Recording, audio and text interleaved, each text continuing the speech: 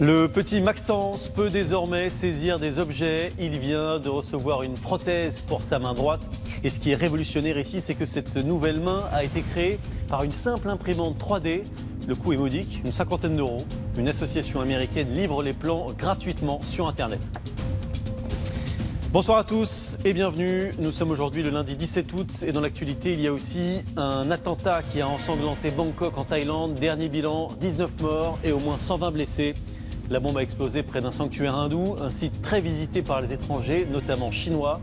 On ne sait pas s'il s'agit d'une attaque religieuse ou d'une conséquence de la guerre civile qui sévit dans le sud du pays.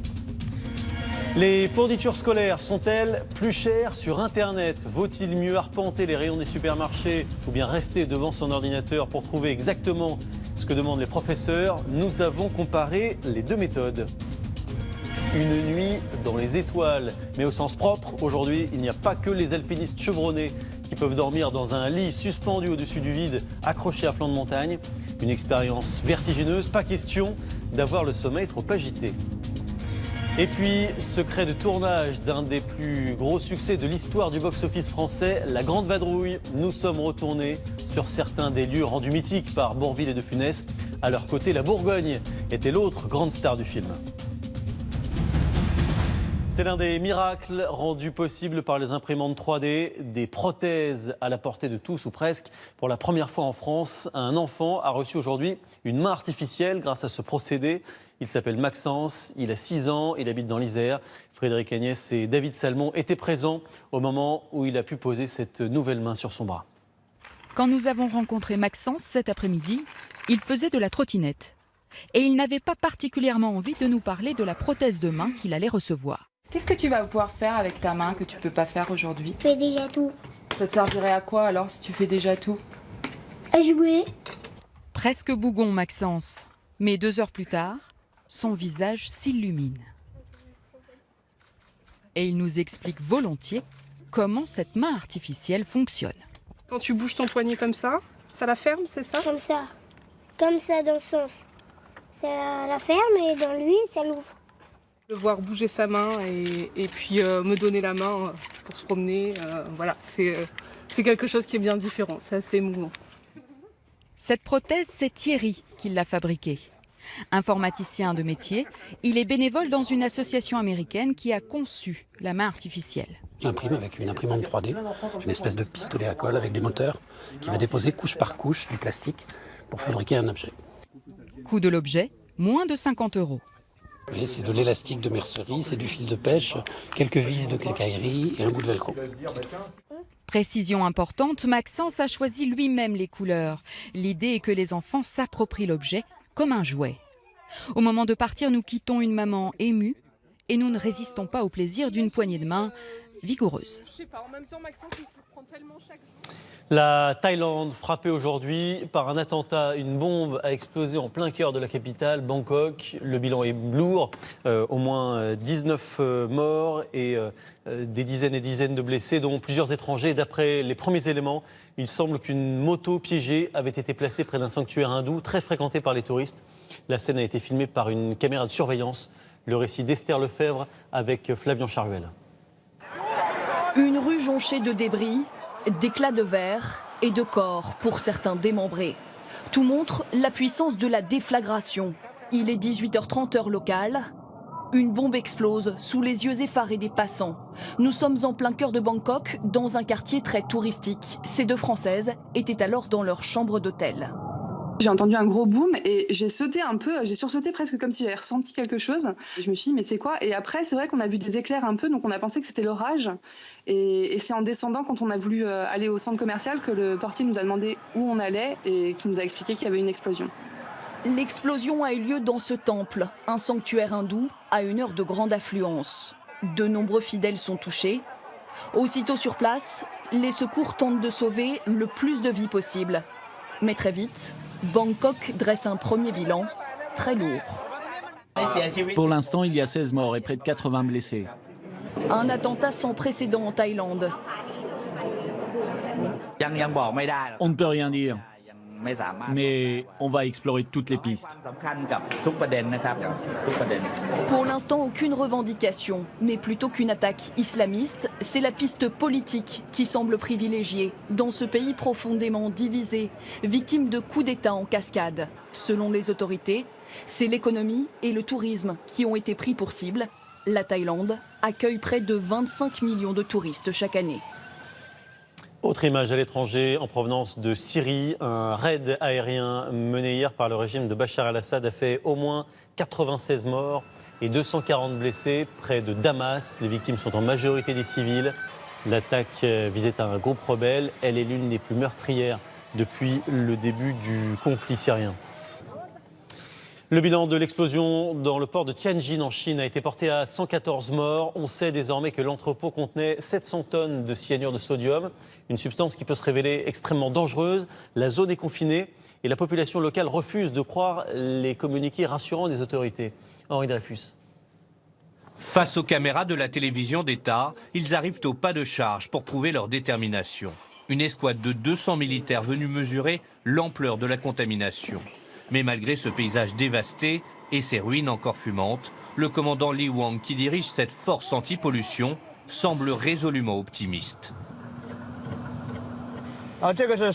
Cet appareil est utilisé pour la détection de gaz chimiques. Si un gaz toxique est détecté, le résultat sera affiché ici. Pour l'instant, les taux sont on ne peut plus normaux. Une méthode Coué qui ne semble pas convaincre la population. 17 000 familles ont été touchées par les explosions, ainsi que 2300 entreprises. Ce week-end, les manifestations de défiance à l'égard du pouvoir chinois se sont multipliées. Impossible pour les habitants de Tianjin, encore traumatisés, d'envisager un avenir sur ce champ de ruines. L'explosion du site chimique a ruiné toute la région. Beaucoup de gens vivent ici, des femmes enceintes, des personnes âgées. Nous ne voulons pas vivre là. Face à ce drame sanitaire, il aura fallu 4 jours aux autorités chinoises pour admettre l'énorme fuite de cyanure. Le cyanure est l'un des 50 produits chimiques stockés ici. Il y en aurait environ 700 tonnes. Les autorités ont évacué une zone de 3 km autour du lieu de la catastrophe. Insuffisant, juge la population qui scrute le ciel avec angoisse. En tombant au sol, les pluies pourraient en effet favoriser l'évaporation du cyanure dans l'air. Des manifestations monstres au Brésil. Au moins 900 000 personnes ont défilé dans tout le pays pour demander le départ de la présidente Dilma Rousseff. La situation économique est mauvaise et une vaste affaire de corruption est en cours. Certains de ses proches sont impliqués directement. Dilma Rousseff, réélue il y a moins d'un an, mais qui ne bénéficie aujourd'hui plus que de 8% d'opinion favorable. En France, l'homme suspecté d'avoir enlevé le petit Rifki avait déjà été arrêté pour une agression sexuelle sur mineur. Une affaire qui devait être jugée en janvier, c'est ce qu'on a appris aujourd'hui. Il est toujours en garde à vue au lendemain de son arrestation. Le petit garçon de 4 ans a été rendu à sa mère et il n'a évoqué aucune violence selon le parquet. C'est une femme qui a repéré l'enfant et son ravisseur dans un train. Elle avait vu l'alerte enlèvement. Le dispositif a été utilisé au total 15 fois en France et il a toujours fonctionné. Antoine de Pressigou et Bénédicte Poirier nous expliquent les raisons de cette efficacité maximum. Le ton est grave. Un enfant a été enlevé. Presque inquiétant. Le message doit attirer l'attention pour toucher un maximum de personnes. Au total, depuis son lancement en 2006, l'alerte enlèvement a été utilisée 15 fois. Dans 100% des cas, les enfants ont été retrouvés. Le dispositif est inspiré du plan Amber Alert, créé aux États-Unis en 1996, après l'enlèvement d'une enfant du même nom. En France, c'est au procureur de la République de décider de son déclenchement. 4 critères sont essentiels. La victime doit être mineure. Il faut être certain qu'il s'agisse d'un enlèvement et non d'une disparition. L'enfant doit être en danger. Des éléments doivent permettre de le localiser, lui ou son ravisseur. Par exemple, dans l'affaire Bérénice, il y a quelques mois, des témoins ont aperçu une fourgonnette blanche. Les informations sont ensuite diffusées partout. Télévision, radio et même Internet. Sur les réseaux sociaux, ce message du ministère de la Justice a été relayé presque 2000 fois dimanche. Au total, 80 000 personnes l'ont vu. L'alerte enlèvement est un message vraiment massif qui est envoyé à l'ensemble de la population. Ce sont les premières heures qui sont vraiment déterminantes lorsqu'un enfant disparaît, lorsqu'un enfant est enlevé. Dans l'affaire du petit Rifki, les services de police ont reçu 150 appels environ. Le tiers a été jugé intéressant. L'un d'entre eux a permis de retrouver l'enfant en moins de 24 heures. Fin de cavale pour un braqueur qui s'était réfugié au Maroc. Il coulait des jours heureux avec le fruit d'un vol de bijouterie sur la Croisette à Cannes. Mais au lieu de rester discret, il s'est mis à narguer la police en postant des photos sur Internet. C'est sans doute ce qui a fini par le perdre. Lucie Robert, Julie Hamet et Dominique Guido ont feuilleté son album de vacances. Des images très loin de ce qu'on imagine être une cavale, surtout lorsque c'est le braqueur en fuite lui-même qui les poste sur son profil Facebook. Nabili Bellati a pourtant été condamné à 10 ans de prison pour des faits de braquage avec violence. À l'audience ont été évoquées ces photos, cette fanfaronnade assez désagréable pour les magistrats. Aussitôt, je suis allé regarder sur son compte Facebook. Effectivement, on découvre des images assez rares de personnes recherchées qui étalent ces frasques alors qu'il est poursuivi pour des faits criminels. Le journal local publie alors ces surprenantes photos du malfaiteur en vacances, des images reçues comme autant de provocations par ses victimes à Cannes. Ici, Nabili Bellati et son complice avaient dérobé une centaine de montres de luxe d'une valeur d'1 700 000 €. Le voleur en avait tiré 350 000 € sur le marché noir et pendant que ses complices étaient arrêtés, il dilapidait tranquillement son butin de l'autre côté de la Méditerranée. C'est énorme, c'est énorme. En principe, on se cache, on va tranquillement dans un coin peinard pour profiter de son argent, mais pas là se mettre en valeur devant tout le monde et se dire je suis là, venez me chercher. C'est évident qu'on va venir chercher. Depuis samedi, le braqueur est entre les mains de la police marocaine. Titulaire de la double nationalité, il ne devrait pas être extradé. Il risque cependant d'être jugé et condamné pour ces mêmes faits, mais cette fois-ci au Maroc. Vous en croisez évidemment très souvent sur les routes. Les voitures de police et de gendarmerie sont-elles construites comme celles de Monsieur Tout-le-Monde ? Depuis 125 ans, une seule et même usine transforme et équipe 80% des véhicules de gendarmes de la police et également des douanes. Elle se trouve en Mayenne. Valentine Patry et Nicolas Hess nous font visiter ce concessionnaire insolite. 500 côte à côte sur ce parking, jamais vous ne verrez autant de voitures de police et de gendarmerie. Florent n'est pas gendarme et pourtant la sirène de cette fourgonnette est aussi un peu son outil de travail. Quand on n'a rien fait de mal, on se sent à sa place. Ici, cela fait 125 ans que l'on transforme la voiture de Monsieur Tout-le-Monde en voiture de police, de douane ou de gendarmerie. Première étape, renforcer les vitres. L'occupant à l'intérieur doit toujours être protégé. Si un agresseur vient jeter un pavé, donner un coup de batte de baseball, la vitre doit rester complètement solidaire et rien ne peut rentrer à l'intérieur du véhicule. La vitre va éclater, mais ne pas voler en éclats. Le cahier des charges imposé par l'administration est strict. Dans la voiture de gendarmerie, on va venir rajouter un support arme à feu qui est compatible avec deux types d'armes, le fusil à pompe et le pistolet mitrailleur. Dans la version police, pas de support arme à feu, par contre un support dans les portes, support matraque, support bombe lacrymogène. 75 mètres de câbles électriques sont installés dans le véhicule, tout comme un GPS et cette rampe contenant la sirène et l'éclairage. Ce véhicule est validé, il sera bientôt livré à une brigade de Gironde. Près de 2000 véhicules et motos des forces de l'ordre sont équipés ici chaque année. C'est un peu spécial, bon maintenant on commence à avoir l'habitude, mais c'est un peu une fierté aussi. Une activité insolite, surtout quand on travaille sur les voitures de police banalisées. Les caissons informatiques du véhicule sont fabriqués sur mesure en fonction de la taille des radars embarqués. C'est un jeu, justement. Nous, on sait les reconnaître, pas les autres. C'est quoi votre petite astuce alors ? Je regarde beaucoup les antennes. J'en dirai pas plus. Le secret restera bien gardé, mais même si vous n'avez pas l'œil, maintenant, vous ne regarderez plus ces voitures tout à fait de la même façon. La crise du porc, le marché de Plérin va rouvrir demain après une semaine sans cotation. C'est l'annonce majeure qui est sortie de la réunion au ministère de l'Agriculture.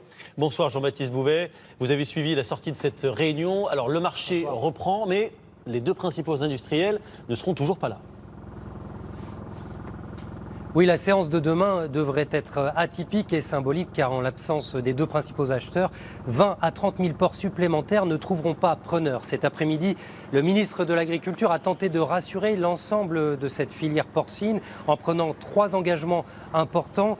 Courant septembre, un décret devrait paraître pour favoriser l'achat de viande porcine française par les cantines scolaires et hospitalières.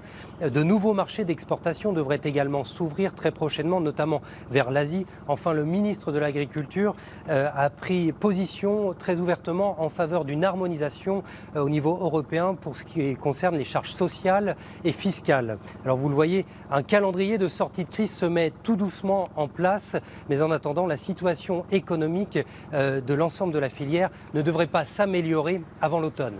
Merci beaucoup Jean-Baptiste Bouvet. Je vous rappelle que le conflit porte sur le prix minimum du kilo de porc. Il a été fixé en juin à 1,40 €, mais les industriels refusent ce montant. Un tarif en tout cas bien éloigné de ce que paient les consommateurs au final. Comment expliquer une telle différence? Où passe l'argent? Pascal Boulanger et Florian Méjean ont décomposé le prix en rayon. Selon les éleveurs, le prix d'achat du porc, fixé à 1,40 €, permet simplement de couvrir leurs charges. Ce prix est une petite partie d'un ensemble plus complexe. Si on prend l'exemple d'un kilo de côte de porc, coût total pour le consommateur, 5,76 €, TVA incluse. Dans le détail, 2,45 € de matières premières, dont 1,40 € pour l'éleveur, 1,50 € pour l'abatteur et 1,51 € pour la grande distribution. Sur ce produit, les marges sont à peu près égales, ce qui n'est pas le cas pour une marchandise transformée comme par exemple le jambon. Le consommateur paie en moyenne 11 € le kilo. Dans le détail, 3,37 € de matières premières, dont toujours 1,40 € pour l'éleveur, 93 centimes pour l'abattage, 1,71 € pour le transformateur, charcutier salaisonnier, enfin 4,41 € pour la distribution. Sur ce produit, la marge du distributeur est la plus importante. Avec ces tarifs, le porc français n'est pas compétitif face à ses voisins, notamment allemands ou néerlandais. En France, 32% de la consommation de viande de porc est d'origine indéterminée.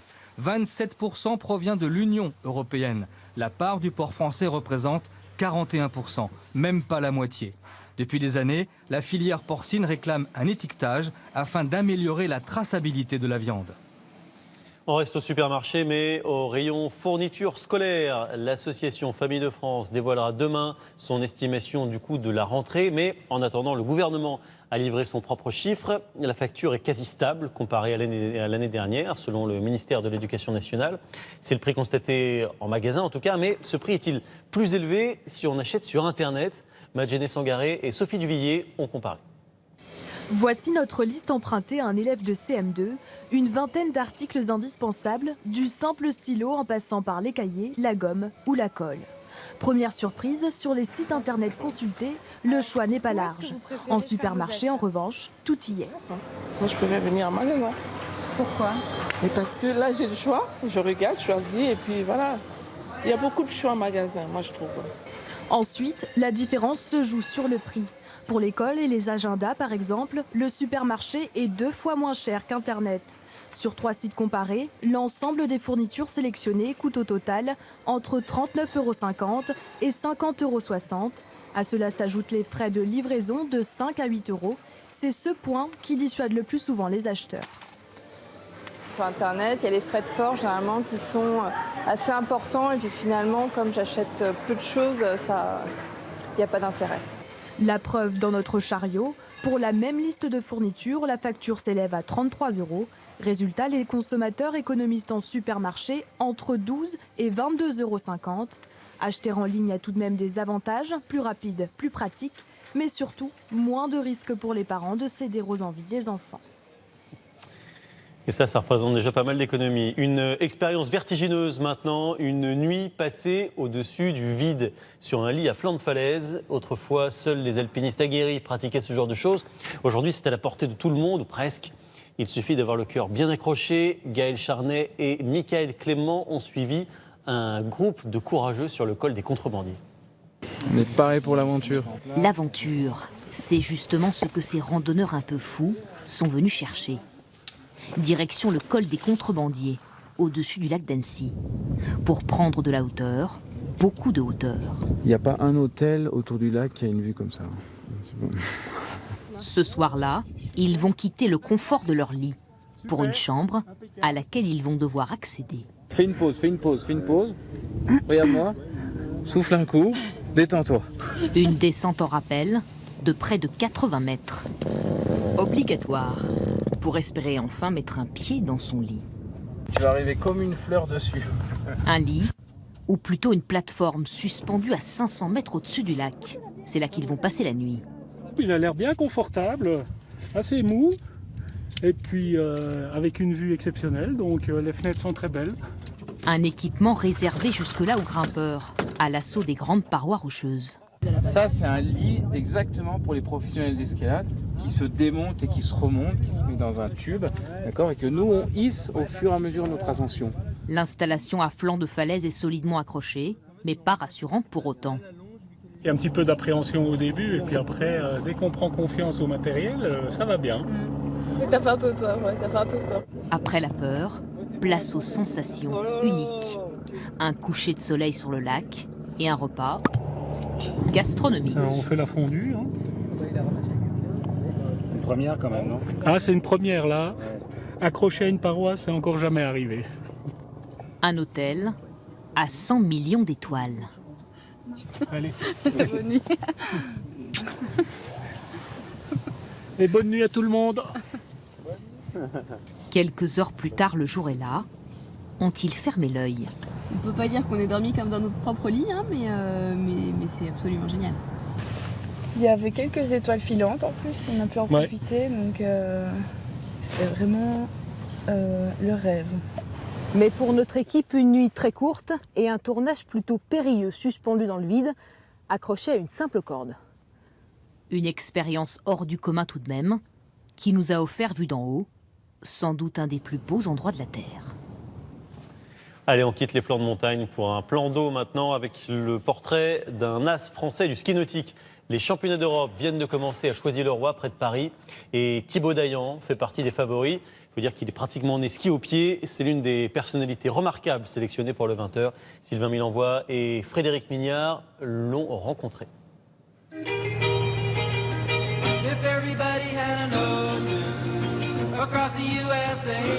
Au premier regard, il n'est pas évident de s'en rendre compte, mais ce garçon travaille.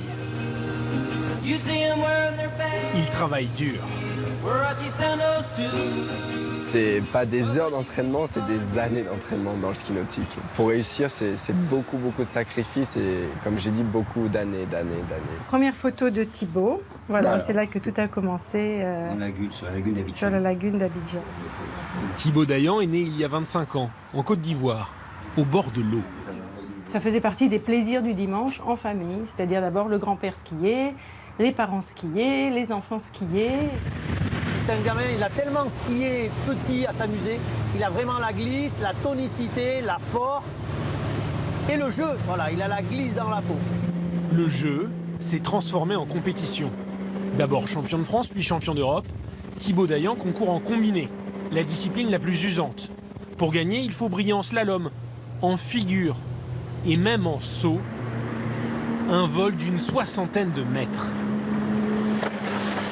J'ai les jambes un peu lourdes, j'ai quand même tapé 5-6 fois le tremplin. Ça donne un peu un choc à 130 km/h dans le tremplin.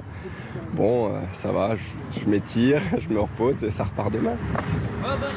Loin de son image associée au farniente, le ski nautique exige une préparation physique quasi quotidienne. Pour éviter les blessures, Thibaut Dayan multiplie les exercices. Skier, mais pas sans s'amuser. L'été, Thibaut retrouve ses deux frères, ses parents, ses amis pour un tour de ski, comme sur la lagune d'Abidjan, quand il était enfant. On reste à la plage avec les objets insolites qui ont marqué les vacances. Chaque année, on assiste à l'apparition d'ustensiles plus ou moins utiles. Il y aura eu cet été le masque de plongée intégral, les lunettes de soleil rétroviseur ou encore la tractopelle à Château de Sable. Marie Fortunato et Florian Perrin les ont testés à Berck-sur-Mer.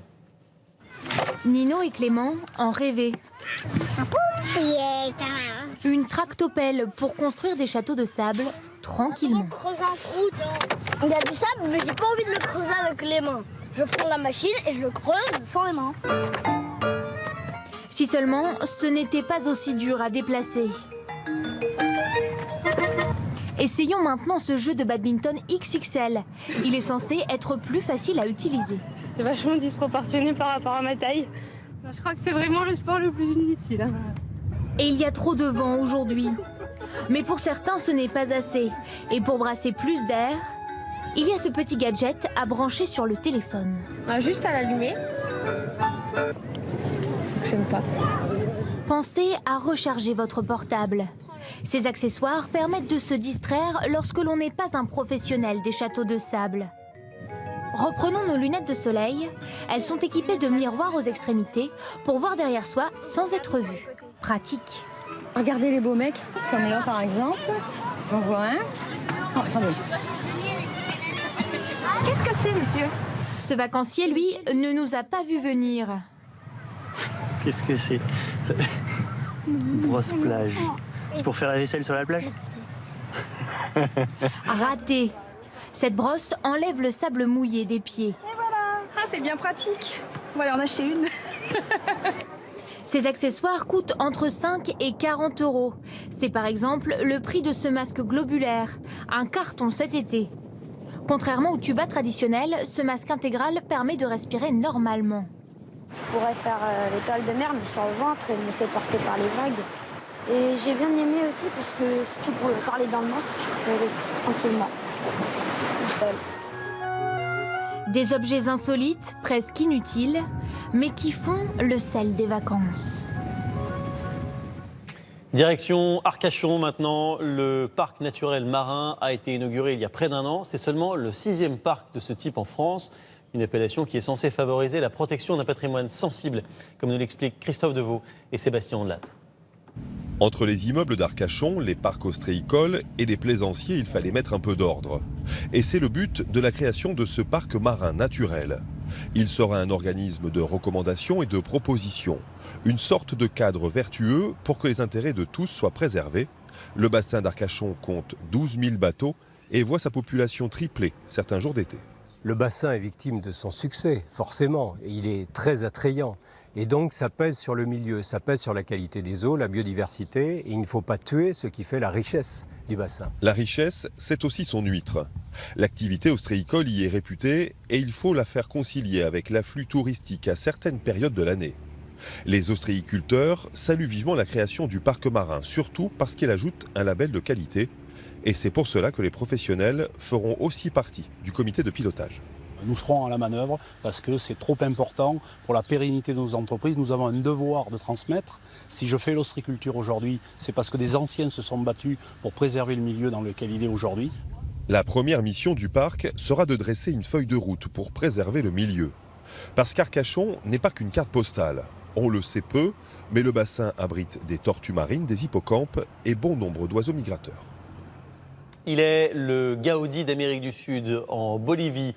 Un architecte est en train de devenir une star mondiale dans sa discipline. Il a créé un nouveau courant avec un style qui aurait sans doute un peu de mal à séduire chez nous, mais qui connaît un grand succès là-bas, très bariolé, voire kitsch, et qui se développe grâce aux Indiens, Stéphanie Lebrun et Enzo Malki ont rencontré l'homme qui a lancé cette tendance. La Paz, capitale la plus haute du monde, est en pleine métamorphose. Depuis 1 an, un téléphérique la surplombe, mais la révolution la plus surprenante est architecturale. Un style jamais vu, aussi tape à l'œil que son auteur est discret. C'est par lui que tout est arrivé. Freddy Mamani, architecte autodidacte, qui a inventé à lui seul un nouveau courant. Des couleurs intenses, des formes géométriques et arrondies. Entre le kitsch et le psychédélique, Freddy Mamani est devenu un phénomène qui intéresse le monde entier. Chaque jour, il vérifie le moindre détail de ses nombreux chantiers. Ce que vous voyez sur les colonnes, ce sont les couleurs et les motifs andins. Moi, j'ai cette culture dans le sang. Et ce que j'essaie de faire, c'est de la faire revivre. À travers l'architecture, je veux montrer l'identité de mon peuple.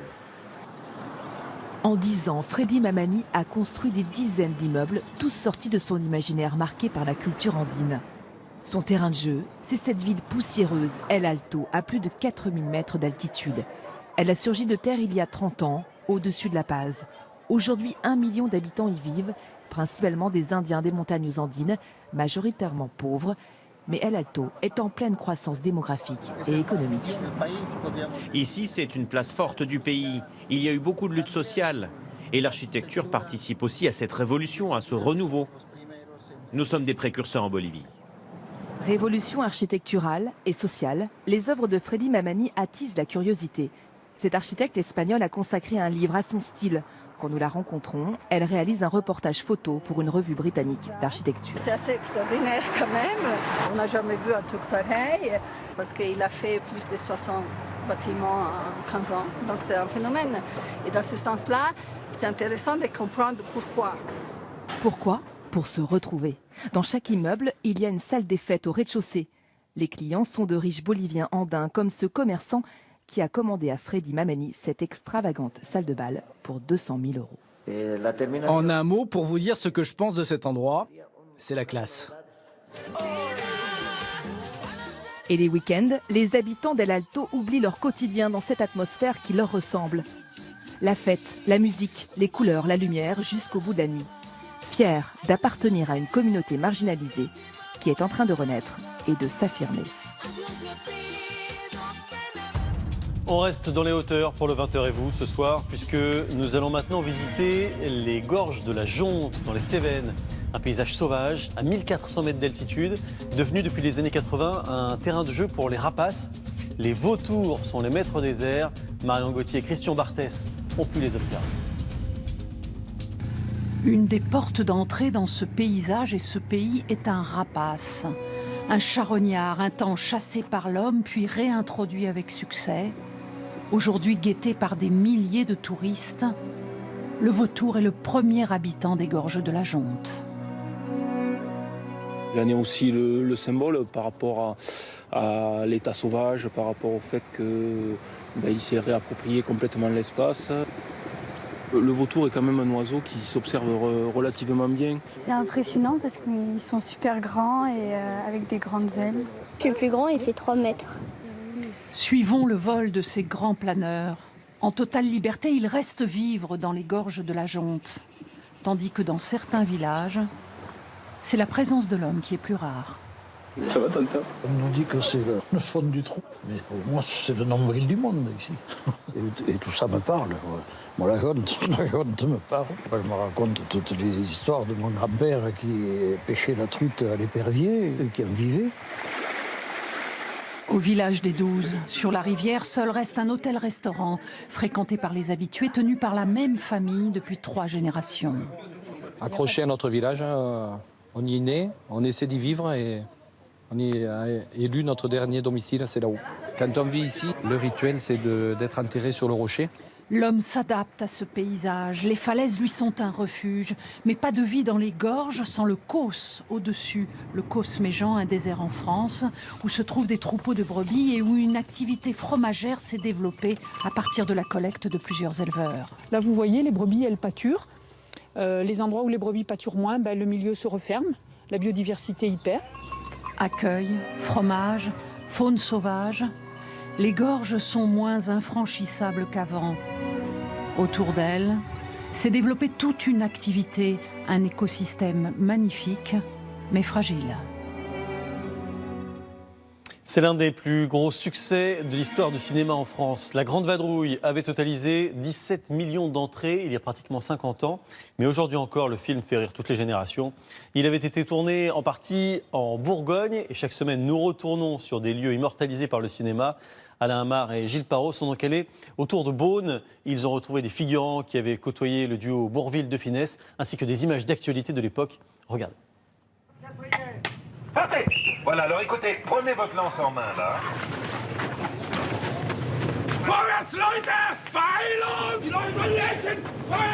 L'incendie a été allumé ici. C'était des feux de Bengale, c'était pas un vrai incendie. Mais enfin, ça fumait. N'empêche qu'ils ont quand même mis le feu à la porte. C'est en effet ici, à l'hôtel de ville de Meursault, que cette scène a été tournée voilà presque 50 ans. L'escalier a depuis été restauré, mais la façade est restée la même. Pierre Bouzereau et Michel Buisson étaient figurants pompiers à l'époque dans cette Grande Vadrouille et ils ont conservé d'excellents souvenirs du tournage. Moi, ce qui m'a le plus impressionné, c'est quand on a tourné la scène où la religieuse dit « Je me suis trompée de barrique ». Ah oui. Elle était ici, sur le perron. La scène a duré une demi-journée. Ça m'a impressionné. Ah oui. Coupez, on recommence. Coupez, on recommence. Et voici le fameux camion de pompiers conservé comme une relique et qui les fait encore rêver. Elle est belle cette voiture. Ah ben oui.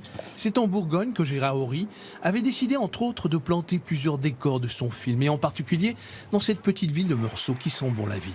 Nous sommes ici sur le pont de la rue des Écoles où a été tournée la scène de la fuite de la sœur avec ses chariots remplis de tonneaux, qui va être un moment inoubliable pour les habitants puisque c'est en fait une véritable scène de western. Les magnifiques hospices de Beaune furent également choisis comme décor naturel pour le film.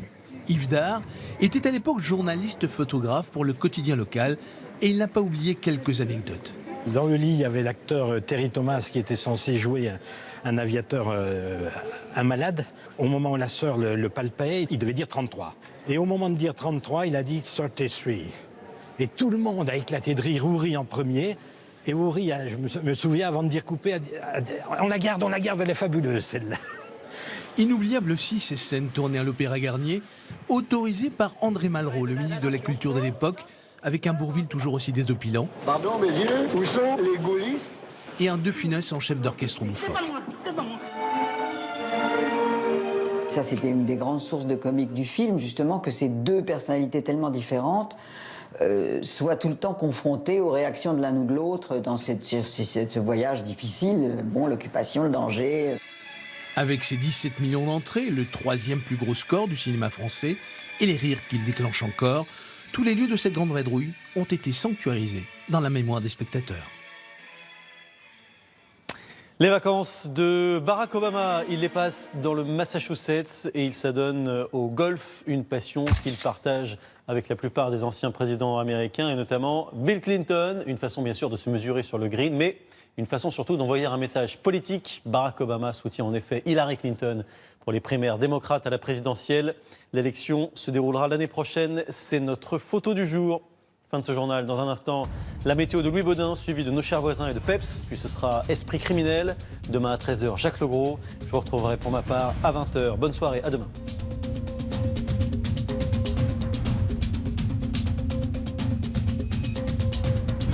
Retrouvez toute l'info sur le site et l'application MyTF1 News.